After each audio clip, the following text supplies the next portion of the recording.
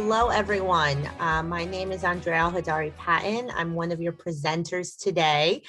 I work in the University Life Central office as the Associate Director for Development and Alumni Relations. I'm really excited to introduce my teammates.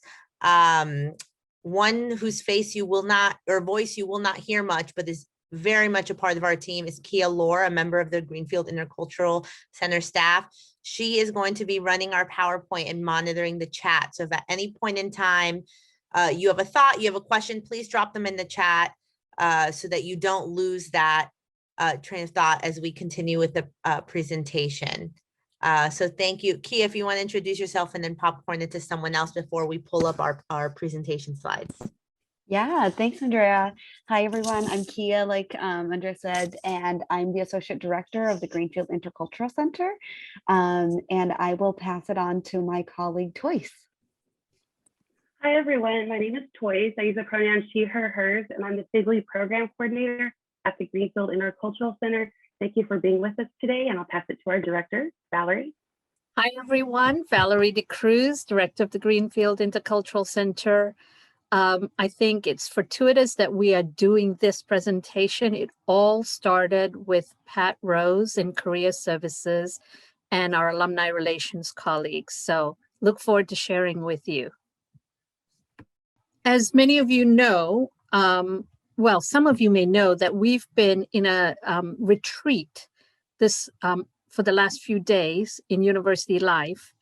And we had the distinct pleasure of listening to Dr. Larry Roper. My colleagues don't know this part of it because I was inspired by his conversation with us this morning and wanted to give you a little bit of context. If you don't know Dr. Roper, he's been instrumental in student affairs, a giant in the field, teaching about leadership and teaching for change. And I wanted to borrow some of his wisdom because it actually provides context for this presentation on curating intentional online communities to support students in building meaningful alumni connections. Dr. Roper talked about this moment in our history where we're seeing gaping social, racial, economic injustices and disparities. As all of our students navigate this world, some communities need critical support and crucial knowledge skills. We are excited to share this virtual community with you that we have built. We think it has helped inspire hope, enhance social capital, and has helped both students and alumni confidently build meaningful pathways for themselves. So, next slide.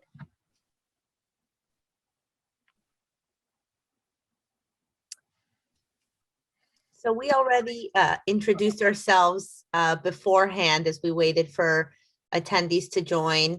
But as you can see, just from our presentation team, we are all not part of the same office. We are, and actually a member of our team that isn't presenting today, she's on family leave. We're not even part of the same division. So this is a very collaborative partnership approach that we're excited to share more with you today as the presentation goes on.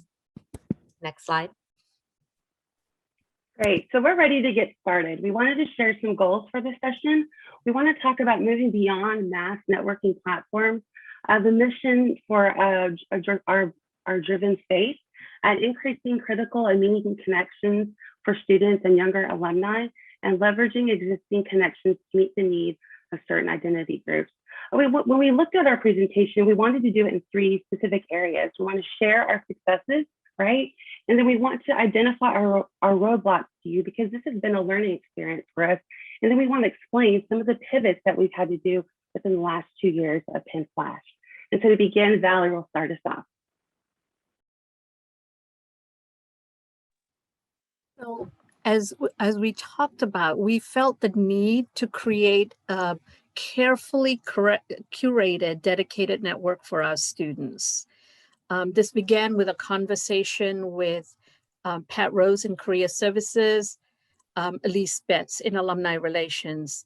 Our keynote talked about the importance of collaboration, and I think it's wonderful that we're following the keynote to actually demonstrate for you the power of a collaboration.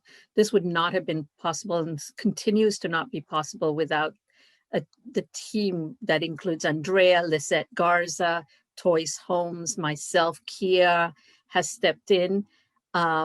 But just thinking together about how to empower this particular population, how to provide mentorship and community. A key piece, this goes beyond just mentoring. It's about relationship building, and it's about alumni cultivation.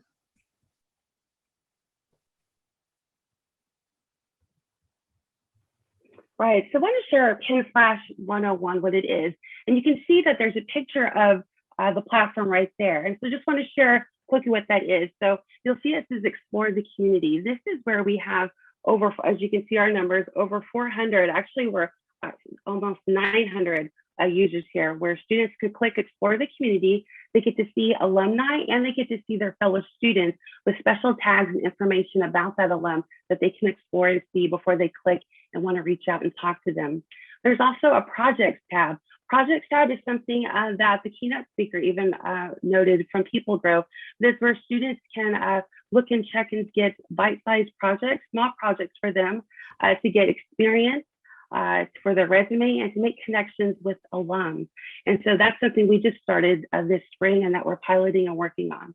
The discussion tab, when students click on that, it'll pull down a listing of questions that students ask the general body, the people on the platform. It can also be a place where alumni come, they'll list internships and they'll also list jobs that students possibly might be interested in. It's great to see when students get on there when they have a question and different people hop on and ask questions and they can see, the different answers because it comes from different people. And then resources is where we put recordings of past programs. And then we also put other information from alums that maybe want to come on and record just a small snippet about what they do.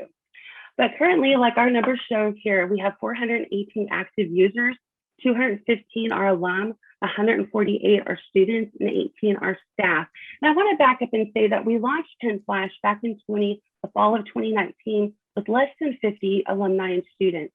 Fast forward to the pandemic in March of 2020, it greatly expanded to now where we are at breaking the 500 marker there. I want to mention too that the 84% response rate is phenomenal. This means that when a student reaches out to an alum or to a student on the platform, requesting a meeting, requesting a talk, just any question that they will receive an email back very quickly.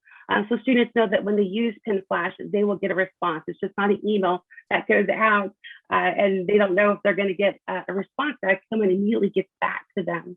And I mentioned before on the resources about previous programs that we use. Penflash Presents is something that the FGLI program through the GIC along with Penn Plus Alumni Relations collaborate together to work with FGLI student organizations to bring alums and to students to come together to have a recorded conversation about whatever that FGLI organization wanted to talk about. For example, we had one this past fall with FGLI Q titled Connecting with Queers and Careers, where the students selected the alums and wanted to ask questions based on what they perceived to be an issue or what they wanted to know about careers. And then we also did one with the FGLI group, Penn First, entitled Watershed Moment. And so it's great that these conversations were recorded.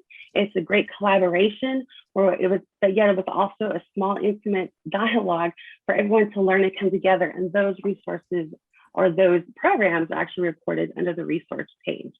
Okay, next slide. This is a great graphic. I like this. So it shows that students, alum, and staff, that we all work together to help Pinflash come to be. And Pinflash is right in the middle. Staff, which is the GIC, it could be the Alumni Relations.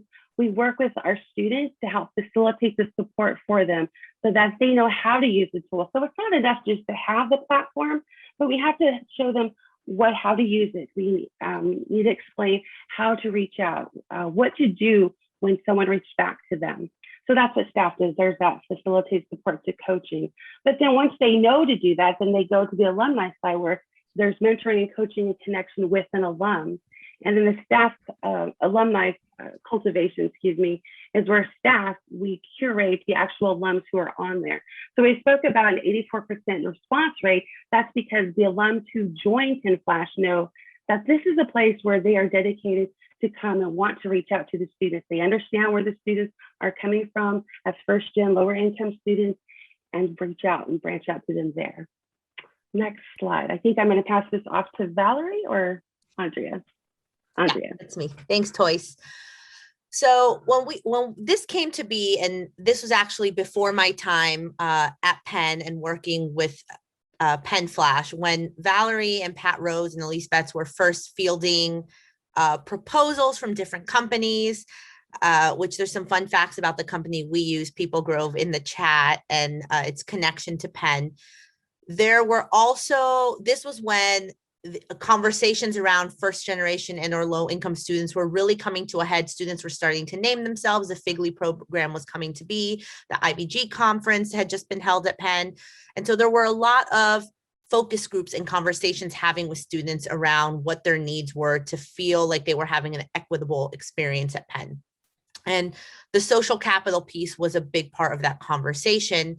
And ensuring that alumni who were open to networking, mentoring them, connecting with them, adding them on LinkedIn, knew the very unique background and path that our FGLI students were bringing, you know, across a spectrum of their journeys to Penn. That's simply saying, you have to take the unpaid internship in New York. That's just how it's always been in this industry. It's not going to work for one of those students. And so while we were very intentional about how we built the community and involving students through the process, there were a couple, you know, roadblocks, as Toyce had mentioned, that we were realizing when it came to students, that they weren't maybe actively jumping in, buying in from the get-go, you know, looking to add a meeting a day, you know, with the alumni on the platform.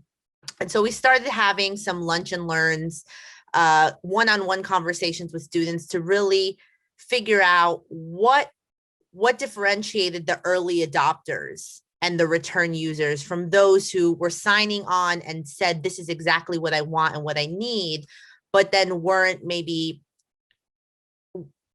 jumping in head first like we thought they were going to. And so a lot of it came to language being used, and the mental walls that I think a lot, as having been FGLI myself as an undergraduate student, and even now as a first generation graduate student at Penn, I could really identify with a lot of what they were bringing up. Relationship building for the students was really important, in that words like networking and mentorship were off-putting for them. The idea of mentorship for them was having to sign on for a specific amount of time, like a semester or a year, with one alum that they might not even, what if they didn't connect with them? Like a lot of fears and anxiety around what if the conversation didn't flow? And just wanting to build their Penn circles without actually having a strategic need, which really flowed nicely into authenticity for students. They said, you know, I don't want to just reach out to alumni to build a relationship with them because I want something from them. How can I just simply say, I think your story is really is really interesting. I don't want to necessarily internet your company. I'm not looking for anything from you. I just want to get to know you. I want to hear your path. You seem to have had a similar journey as me. And I'm looking for someone who's maybe 5, 10, 15 years ahead of where I am on that path. Facilitating relationships. So introducing these students to the alumni, that has been wildly successful. So students, we could see that they were looking at profiles, they were saving profiles, but they weren't actually sending that first message. And a big thing of this platform is that students hold that power. So students make the first move. They can communicate with other students. They can communicate with alumni. Alumni can communicate with alumni, but alumni can't reach out to students. And that was very key for them wanting that ownership of reaching out and starting those relationships. But what we could do as members of the team were facilitate on the back end. That's something really nice the platform offers, those introductions, and telling a student, you know, Toyce, I'm introducing you to Valerie. you both have a lot of interest in the native student experience at Penn. You both were actually in the same major. And Toyce, you've expressed to me an interest in fintech. Valerie, actually, while she's not in fintech anymore, was in it for a decade. I really think you two would get along. And just in doing that, we saw how much more robust the conversation became, because it felt like someone you knew and trusted was introducing you at a party, at a Penn event, even though it was happening online. And then we were stepping out of the conversation completely.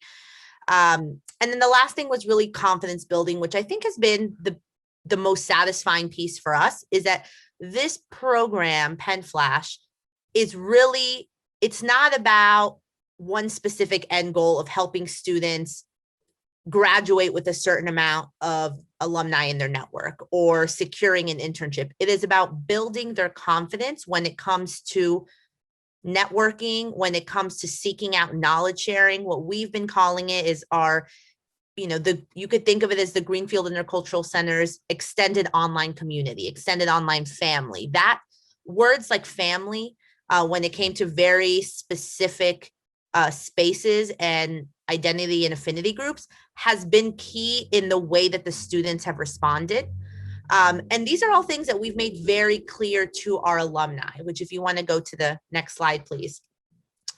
It was not just important for us to prep our students, but also educate our alumni through both an onboarding process and continuous check-in, so that they understood what their role was in all of this. Kia, if you could go to the next slide, please. And so as Toy shared, any student who identifies with the FGLI journey, whether they are first generation and or low income or not, right? We have students who are second generation, students who the pandemic has really, thrown a lot of people's lives into disarray. We do not check by any means. If you have a Penn key, you can register. And while it is focused on supporting FGLI students and our younger FGLI alumni, any alum who wants to support this population is welcome to join. So we very much have, alums who were legacy students who came from generational wealth, but they have made it their, it's their passion to support this population at Penn. And they very much understand the journey that these students are coming from. And so when we talk about intentionally curating this community, it has been very important for us that we either know everyone who's been joining the community, or we learned about them from someone else. And so we have partnered with different groups. Alumni Relations, again, we've stressed this a lot, has been a key partner for us.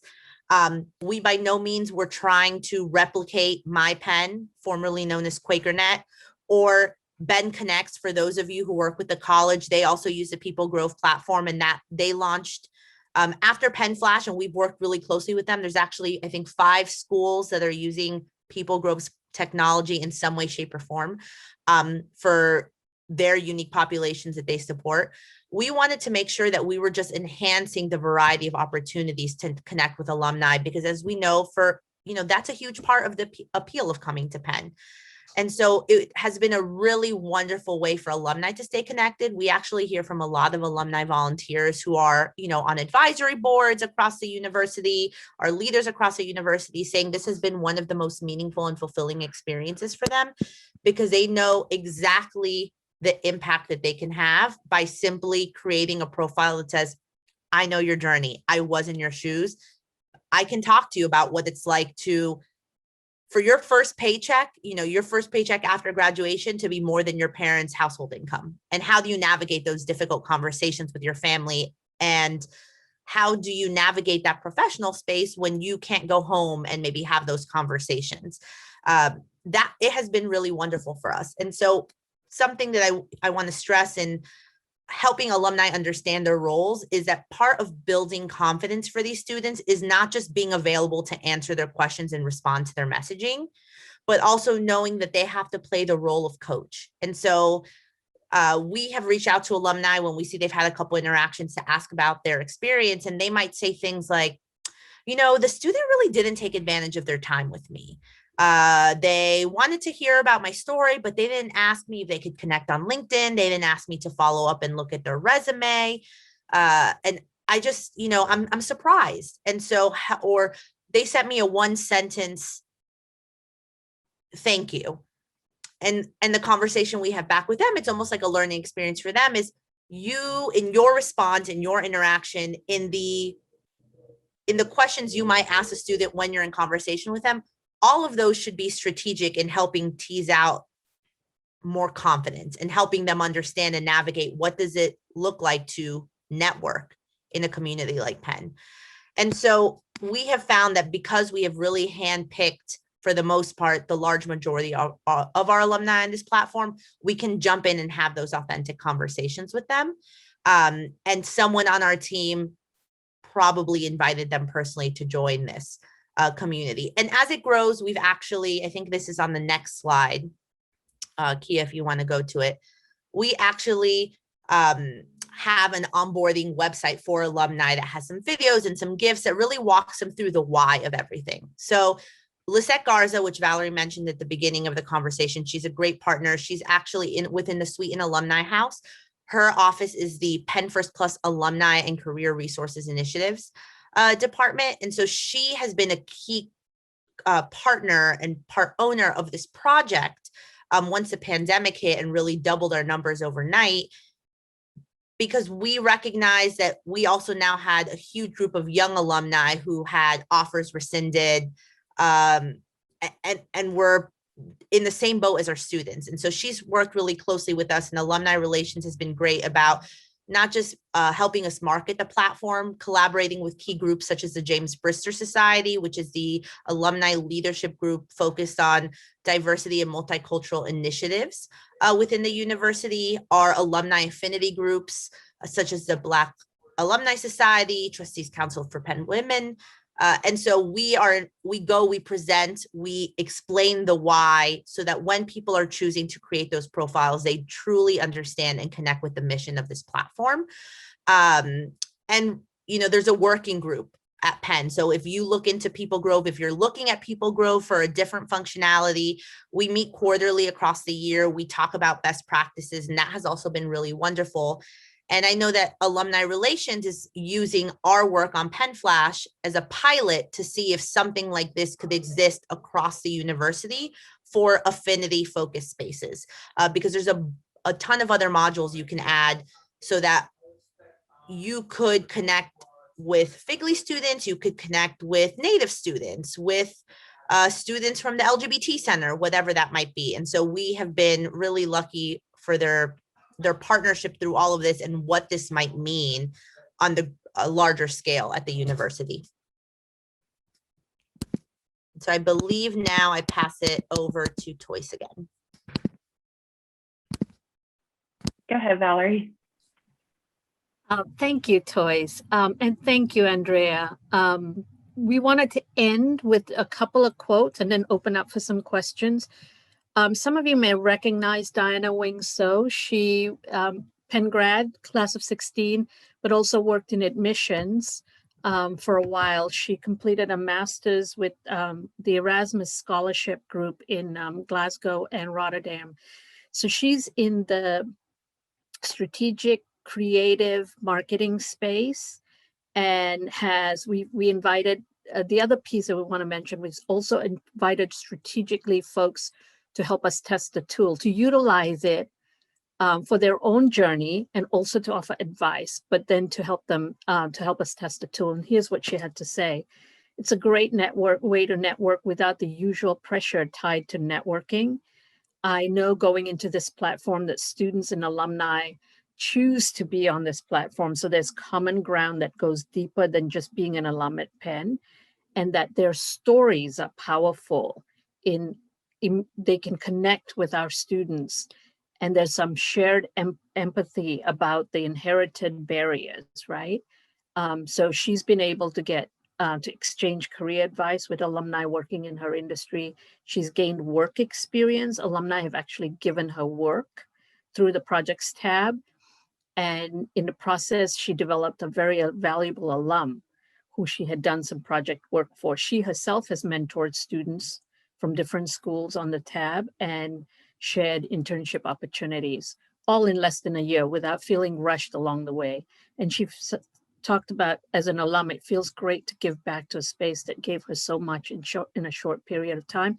And as a creative strategist, she also told us that it's one of the most effective platforms she has utilized. And I'll now pass it back to Toys. Yeah, so I'm excited to share a quote from an international native student, Tristan. He said, "I can't believe I'm able to connect with someone who is so advanced in their career and probably at what is considered the top of their field. Thank you so much." So that was a quote that he shared with myself and Valerie, that he was able to talk with someone in the career field that he wants to go into. Now, this was just in the last few, maybe last month. We introduced Tristan along with the other students who are FGLI or FGLI adjacent to Pinflash, but we just didn't show them. Of course, we shared them the link. We shared them some tutorials about how to use it. But then we also, I worked with Tristan to help them understand what it is to reach out to an alum. What are some of the questions to ask? How to utilize the time with that alum? And so throughout the year, he was able to trial and error safely on Pinflash, to where probably he was a quick learner, like most of our Penn students were. So by wintertime, he was just reaching out to alums. And then when he was at the Trustees Council of Penn Women, did a FGLI mixer with students, and he felt confident enough to talk to someone there. And she said, "Find me on Pinflash and let's connect." What was great was that when he reached out to her, he knew she was going to contact him. And I think, if Valerie can correct me if I'm wrong, but it was in 48 hours that he got a response to meet with this person in his field. So building confidence, we talked about for FGLI students or FGLI adjacent students, this young man is building that. And so I can imagine, 2, 3, when he's a junior, senior, and for the rest of his life, he's learning networking, building those relationships to help further his career, but not only his career, his learning, and how to build relationships with people, which is truly what we want for our students. And I'll pass it back to Andrea.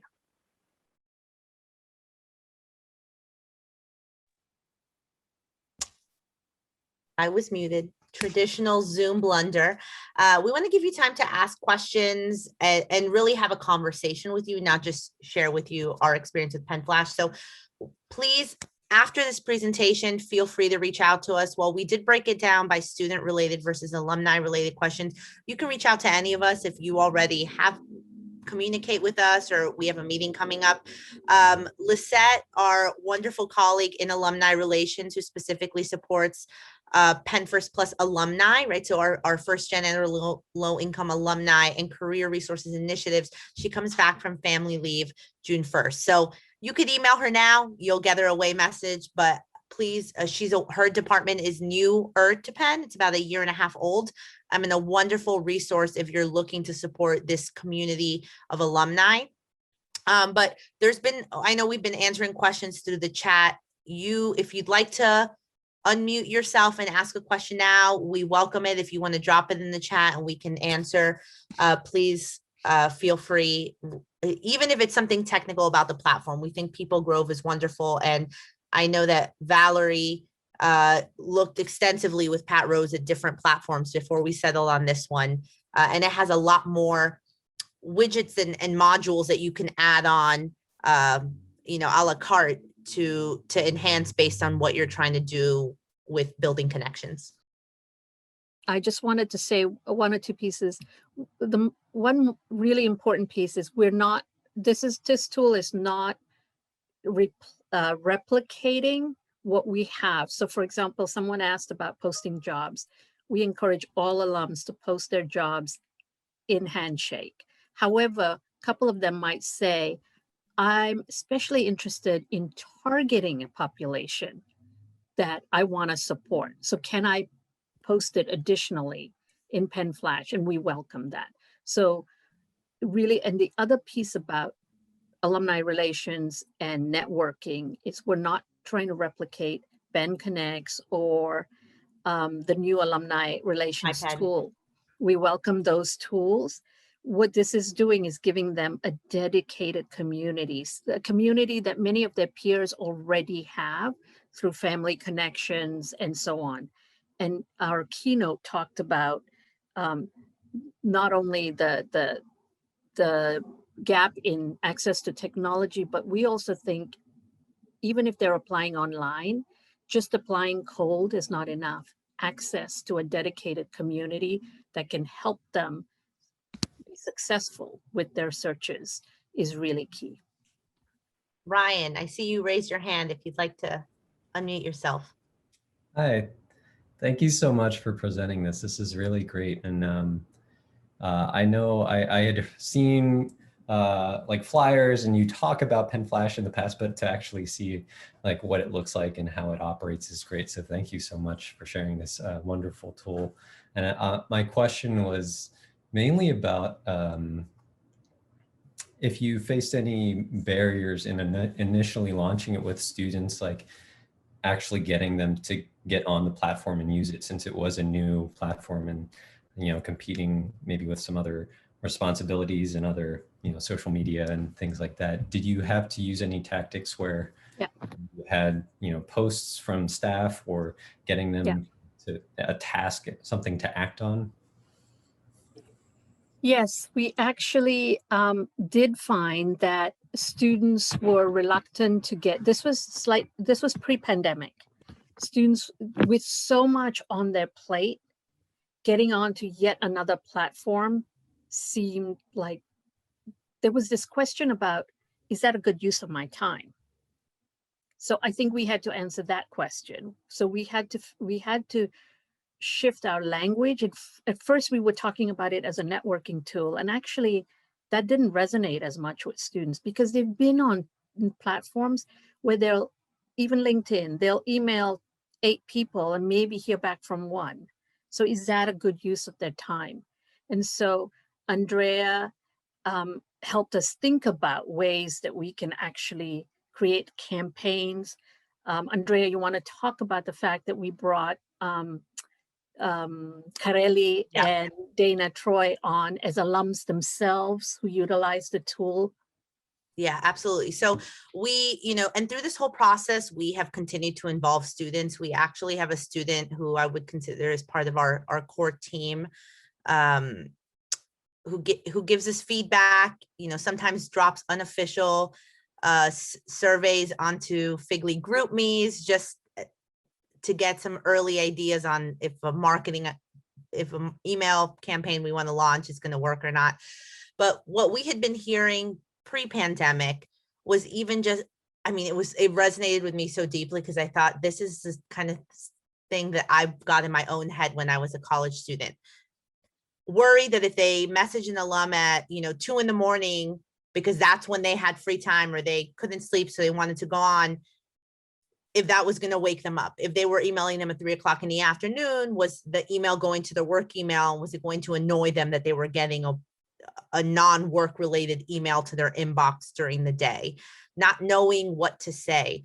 So we brought in Kareli and Dana from La Casa Latina and Maku, the Black Cultural Center, who, aside from being staff, are also Penn alumni.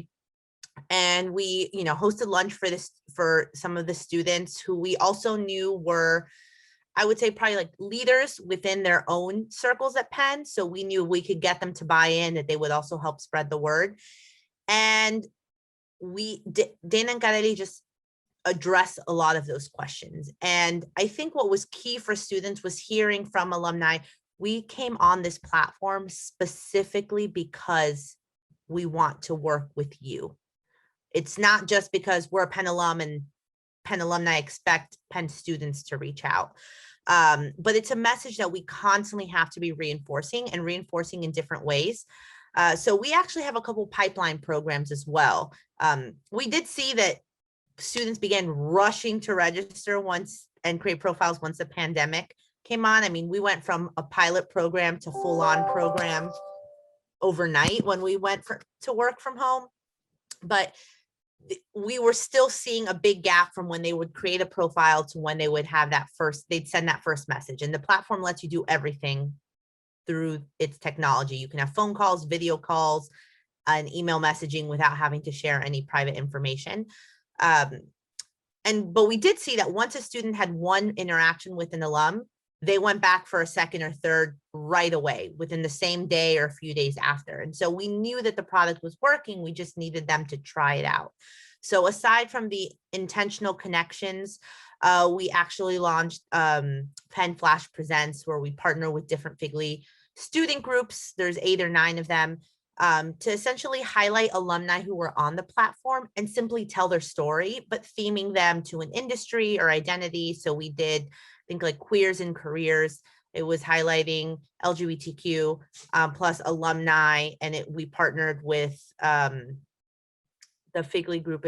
Name is escaping me, but we partnered with the LGBT FGLI group specifically. And so they promoted it, but it was open to all students. And so what we have found is that was a great entry point for students to learn about Penn FLASH, but it was also a great opportunity for students interested in that group or it on a certain topic to say, all right, well, now I feel like I know this person. I've heard their story. I have actually heard them say, please reach out to me on the platform.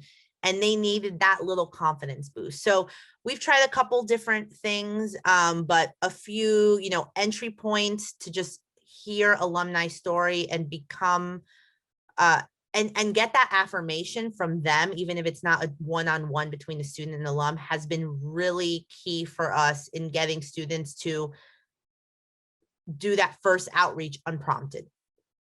I see you have a question in the chat box, Sharon. Initially, the tool, students want the option just to get to know alumni without a particular ask. And then the alum was surprised not to get an ask. And I think there's this, I think students can be a little reluctant to put forth an ask as well. I mean, there's certain types of asks that might be better than others to, but I'm just wondering what you've observed about that. Like, do students feel like, oh, I don't know if I should ask them?